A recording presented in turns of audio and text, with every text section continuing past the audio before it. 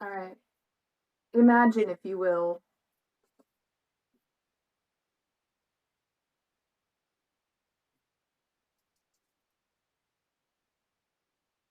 What do you want? Said the rabbit, in a furry sort of voice. The children stared in surprise. They had never heard an animal speak before. The rabbit put its ears up and down and then spoke again, rather crossly. Are you deaf? What do you want? I said. We want one of the brownies, said Joe, finding his tongue at last. The rabbit turned and called down his hole. Mr. Whiskers, Mr. Whiskers, there's someone wanting you. There came a voice, shouting something in answer, and then one of the 6 brownies squeezed out of the rabbit hole and stared at the children. Sorry to be so long, he said. One of the rabbit's children has the measles, and I was down there seeing to it. I didn't think rabbits got the measles, said Bessie, astonished.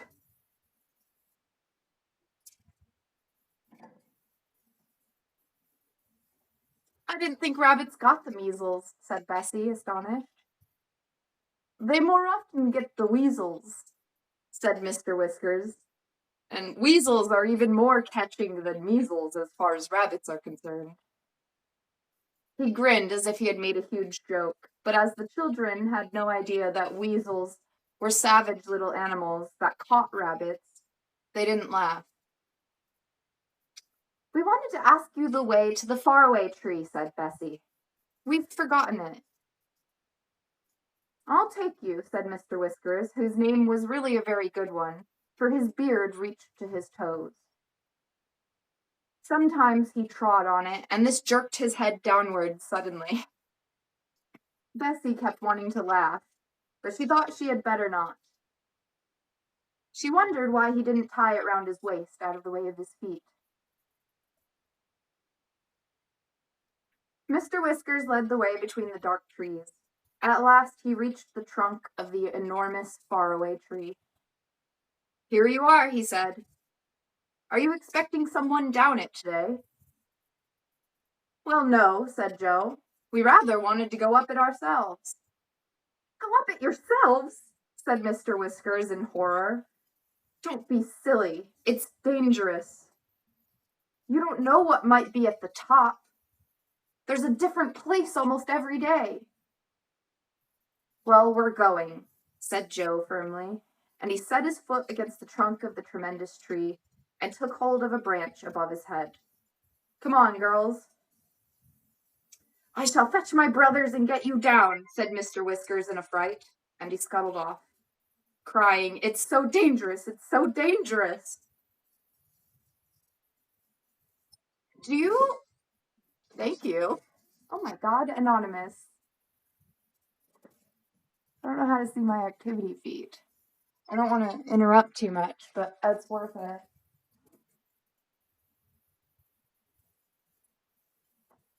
Anonymous gifter, thank you for 10 gifted subs.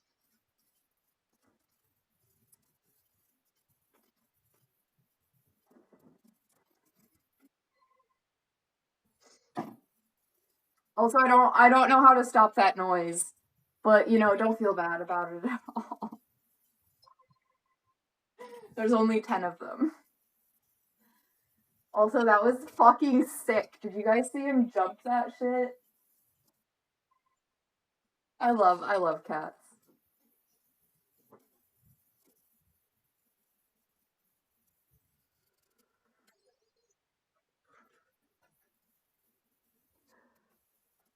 I wish I could send, dude, if we could actually start a cat cartel, if I started adopting these cats out to viewers, that would be so cool. The only unfortunate thing is that it legitimately would dox me, because you'd have to be interviewed by the rescue.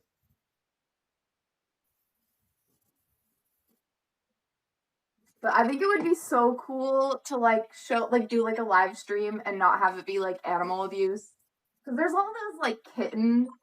Ugh. I don't know. I'm getting so off topic here, but there's so much animal abuse on the internet, and there's like those like live streams that are like, look at our kittens, but they're actually like breeding mills, and they like breed kittens, and they just have like sick kittens on like live streams, and then like people buy them from the live streams, like, and it's actually super fucked up. But me, I would do it right. Like, but it would actually be so cool if I could like work with the rescue and like and then like actually like send these cats to good homes. But rest assured they do go to good homes. And yeah, my cat was a breaded. He will be baked. That's what we're so now that I'm on this tangent, that's what we're suspecting about Prince. Because Prince had a sister and a mother, and they're all Siamese. They were found outside, like they were found wild. So we don't really know, like we're just speculating. But like it's fishy, like that these cats that are very afraid of humans. I'm thinking that maybe they escaped or were released because they're all Siamese. Like they're all like almost a designer breed. I guess there's no way to know for sure, but they all have like a Siamese coat. And it's very suspicious. Like feral cats are not usually like designer. So it's very fishy and it's really sad because they're really beautiful cats and they've been traumatized by this life. And actually they might not even be able to find good homes because they're basically wild even though they're designer. And if you missed my story earlier, Prince actually hasn't been fixed yet because my mom was only able to get his mom and his sister to the vet to be fixed. And he clawed her hand so bad that it was spurting blood. And my mom had a bruise the size of her entire palm on the back of her hand. Or is like my mom, her entire hand was bruised because he clawed her and he actually like nicked a vein, and so it was like spurting blood. And then he climbed the wall and sat on top of light bulbs. He climbed the wall and sat on top of the light bulbs, and then when they tried to get him down, that's when he clawed my mom, and then so they didn't get to take him to the vet yet. So who knows? They might his mom has to go be a barn cat, but at least she's fixed, so she won't have any more kittens. And hopefully Prince gets a good home. Because if my mom can't fix him, the rescue said nobody can. So my mom's putting in a lot of effort with this cat that is totally feral. She literally has scars from this latest group, and I feel so bad. I'm like totally on a tangent now, but I feel so bad for him. So his mom and his sister both just got homes. His sister was taken by a vet. So she's going to a good home with somebody who like understands like feral cats because she's literally going to live with a vet. But and then his mom is going to live in a barn, and now he's alone. Like it's actually so heartbreaking. He's alone. My mom is still gonna try to like tame him, and hopefully he warms up to people. But for now, he's just a scared feral cat, and his mom and his sister are gone. And we introduced these three to hopefully help him, like if he sees these, like how playful these cats are, and maybe he'll realize it's not so scary. But I feel so bad for him. He's literally like an orphan now, and he has nobody, and he's scared of everything. And his only all his family is gone. It's so okay, I can't. I'm gonna be like that girl who starts crying.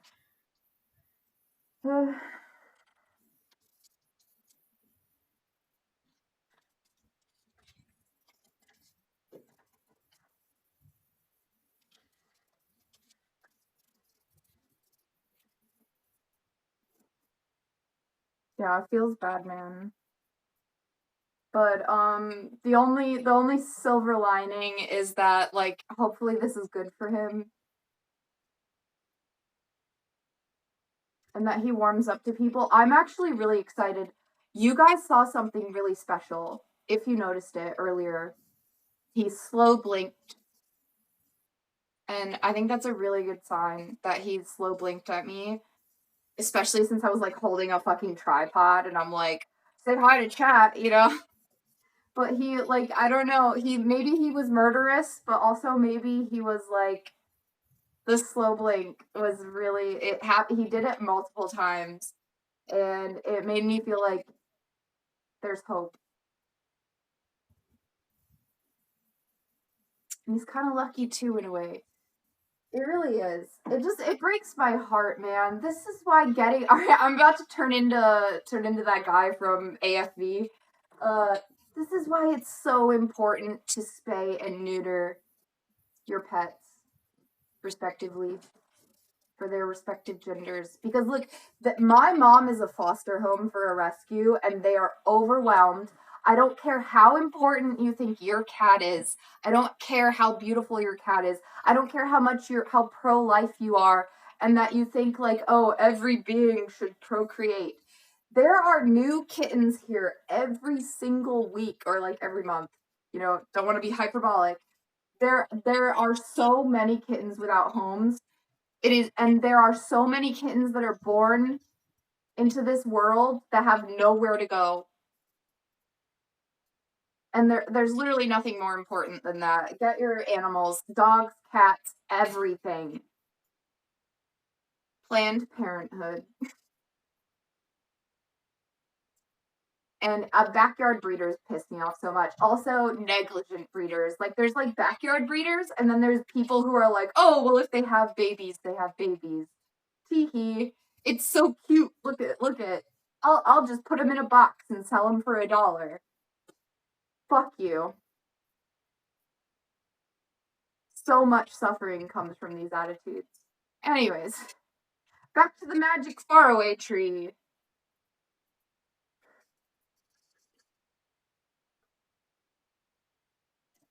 Like, not every kitten gets to come live in a foster home and play with blankets and see British things, you know, like while like a live streamer reads on the floor. So there's so many kittens that have nothing and that are terrified of people and just live in the horriblest conditions and then they die. And it's because people don't fucking realize life. Anyways,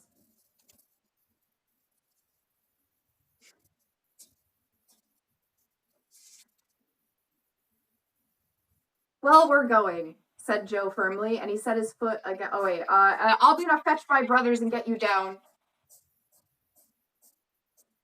See, and they're sick. My mom gets so many kittens that are sick and need homes.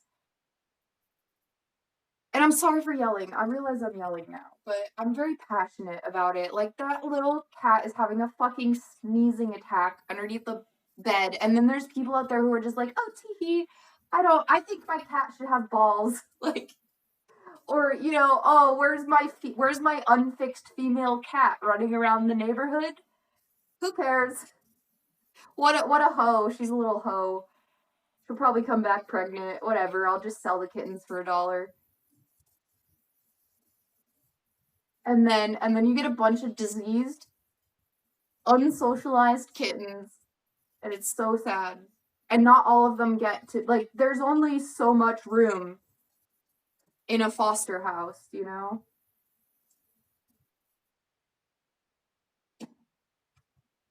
Anyways, I think I've said my piece.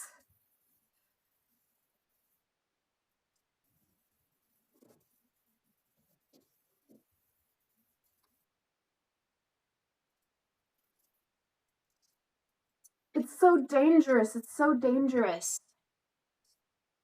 Check my battery. I'm at 57. Someone remind me not to forget to charge my phone. That's why the stream crashed last time. I'll fetch my brothers and get you down, said Mr. Whiskers. It's so dangerous. It's so dangerous. And he ran off. Do you suppose it is all right to go? Asked Bessie, who usually was the sensible one. Oh, come on, Bessie, said Joe impatiently. We're only going to see what's at the top. Don't be a baby. I'm not, said Bessie, and she and Fanny hauled themselves up beside Joe. It doesn't look very difficult to climb. We'll soon be at the top. But it wasn't as easy as they thought, as you will see. And that's where we left off last week. Sorry, I thought I could read like one page to reset the scene, but whatever. I'm having fun. And we have all the time in the world as long as I don't forget to charge my phone. Chapter 4, The Folk in the Faraway Tree.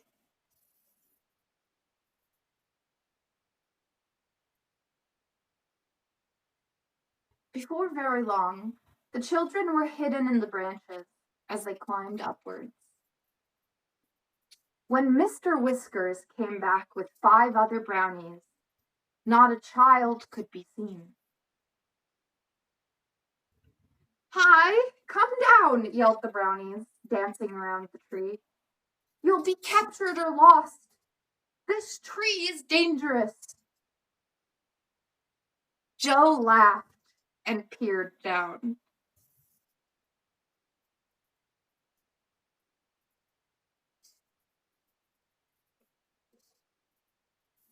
So imagine the horizontal view is a vertical view, and then the cats are the children, like jumping all nimbly bimbly from branch to branch. Hi, come down from there, it's dangerous. Joe laughed and peered down. The faraway tree seemed to be growing acorns just where he was. So he picked one and threw it down. This is just like Jean-Pierre. Or Pierre Anton. Except it's not plums, it's acorns.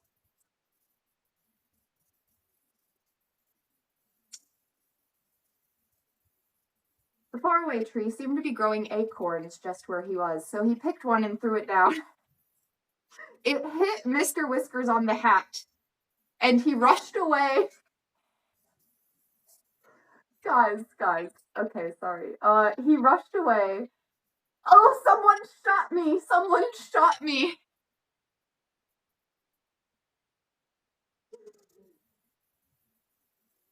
Life imitates art. It really does. If you know, you know.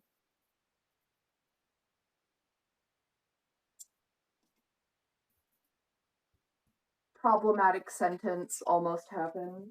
I was gonna say, this is why pixies aren't allowed to have guns. Imagine if he had a gun.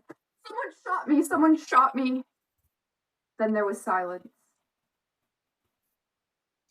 They've gone, said Joe, laughing again. I expect they're afraid of being shot by acorn bullets. Funny little things. Come on, girls.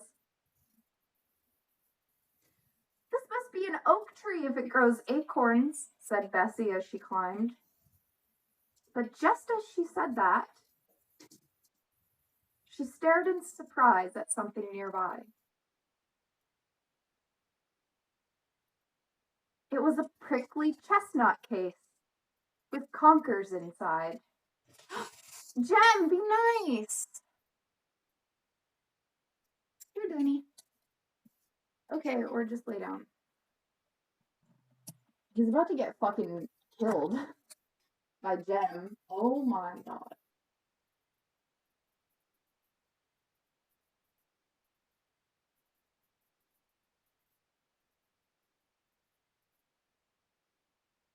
Please?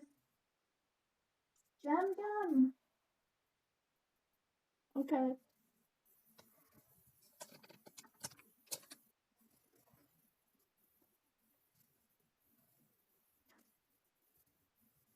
The chaos. Okay. No, you are laying down. Stop it.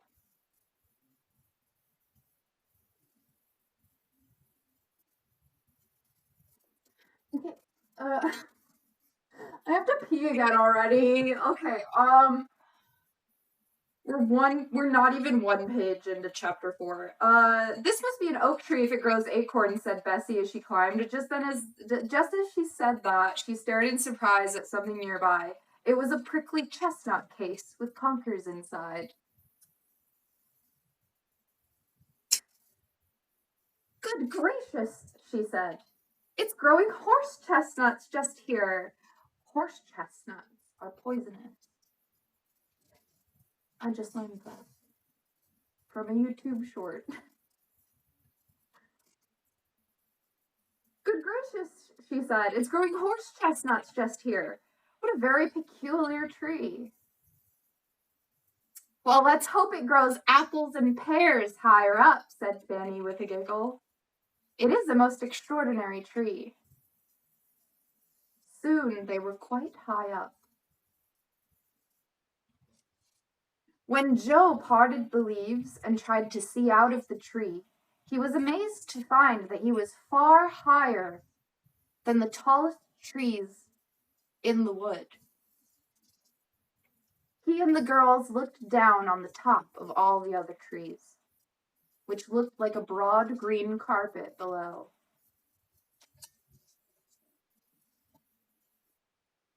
So, what was your plan? Okay. Thank you, Danny. Oh, sorry, I hit him. Oh my god, I hit him with the tripod. I hit him with the tripod leg. I'm sorry. It was a friendly slap. See here, he slapped you back. Say hi. He slapped you back. Sorry.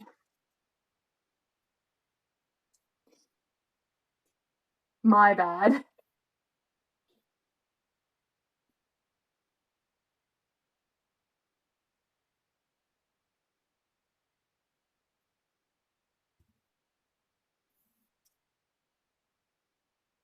He and the girls looked down on the top of all the other trees, which looked like a broad green carpet below.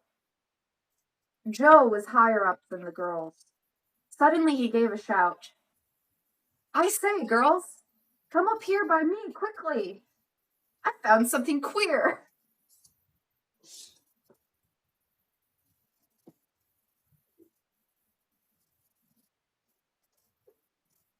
This book would be banned in Republican states.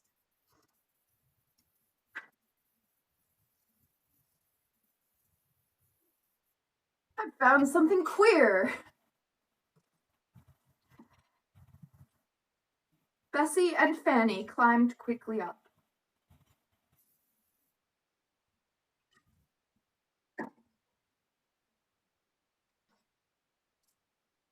Why, it's a window in the tree, said Bessie in astonishment.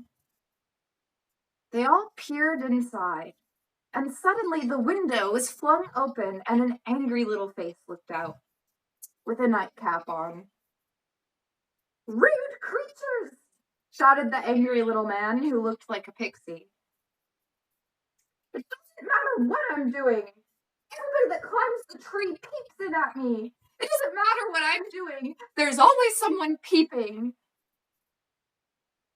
The children were too astonished to do anything but stare. The pixie disappeared and then came back with a jug of water. He flung it at Bessie and wetted her. She gave a scream. Perhaps you won't peep into people's houses next time, said the pixie with a grin, and he slammed his window shut again and drew the curtain. Well, said Bessie, trying to wipe herself dry with her handkerchief. What a rude little man. We'd better not look in at any windows when we pass, said Joe. But I was so surprised to see a window in the tree.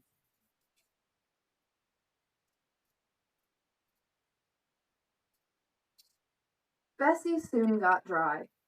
They climbed up again, and soon had another surprise. They came to a broad branch that led to a yellow door set neatly in the big trunk of the faraway tree. It had a little knocker and a brightly polished bell. children stared in wonder. I wonder who lives there, said Fanny. Shall we knock and see? Said Joe. Well, I don't want water all over me again, said Bessie. We'll ring the bell and then hide behind this branch, said Joe. If anyone thinks he's going to throw water at us, he won't find us. So Joe rang the bell and then they all hid carefully behind a big branch. And with that, I will go relieve myself.